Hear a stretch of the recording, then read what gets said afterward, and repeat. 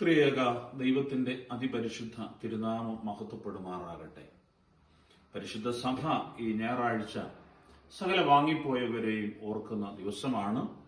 വലിയ നോമ്പിലേക്ക് പ്രവേശിക്കുന്നതിന് മുൻപ് ആ ദൈവീകരണ ശുശ്രൂഷയ്ക്ക് മുൻപായി പൂർവികരെ ഓർത്ത് നാം അതിലേക്ക് പ്രവേശിക്കുന്നു.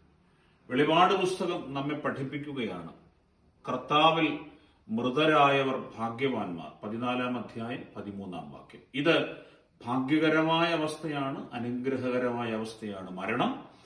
അതുകൊണ്ട് തന്നെയാണ് മരണത്തിന് ആനീത എന്ന വാക്ക് ഉപയോഗിക്കുന്നത്, transfer to a better place. അപ്പൊ മരണം വലിയ പ്രത്യാശയാണ്, മറ്റൊരു സ്ഥലത്തേക്ക് കർത്താവിന്റെ സന്നിധിയിലേക്ക് പോകുന്നു എന്ന വലിയ പ്രത്യാശ.